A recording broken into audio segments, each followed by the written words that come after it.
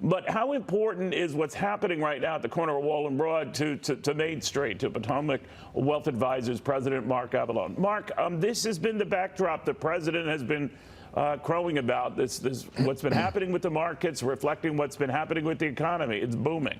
That will be a central theme of his today. What do you make of it? Well, I think he has every right to focus on that.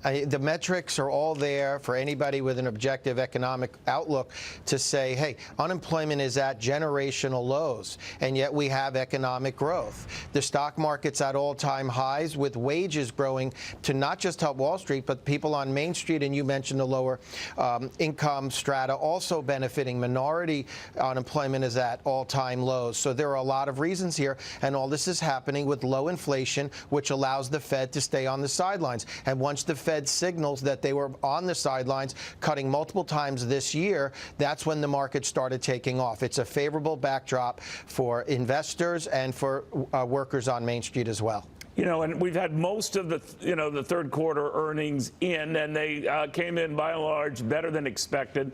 And many are looking at things to really pick up steam in the first and second quarters of next year. Are you in that camp?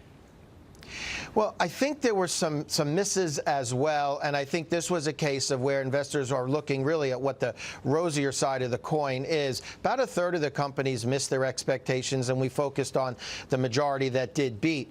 Look, I think the global outlook it's a global outlook, and we're really dependent on the economic strength of China, which is showing some upticks, but we still have some structural issues in Europe, and rumor is that they may finally get around to some fiscal relief and some regulatory reform, which could help. But it really is an uncertain mixed bag. And the reaction of investors thus far, I think, is a little overdone. I think there's been, of late, a little too much enthusiasm. And I would just recommend a more balanced approach to stocks, despite the fact that at home, the U.S. economy looks good.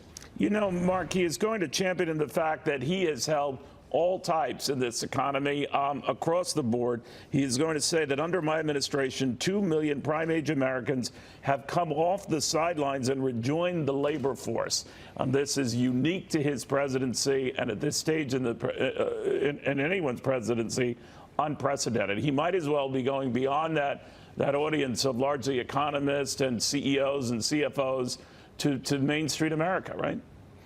And I think this is why he packs arenas with 50, 60, 70,000 people, because I think what's missing is this economic recovery has trickled down to the workers who were in the past somewhat left behind. The wage growth in real terms is positive.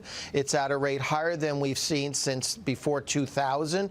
And I think this is putting money in people's pockets. And people vote pocketbook issues. They feel it every day. They feel it when they make decisions. And small business owners, laborers, people who were in the manufacturing sector that had a little bump from all of this are feeling it. And this is where I think the strong foundation is for him to go today to the Economic Club. He's not just speaking about successes in Wall Street or the stock market. He's talking to all levels of the economic strata. And I think that is what makes this presidency a little unique thus far. All right. Thank you very, very much, Mark. I want to go to Elena.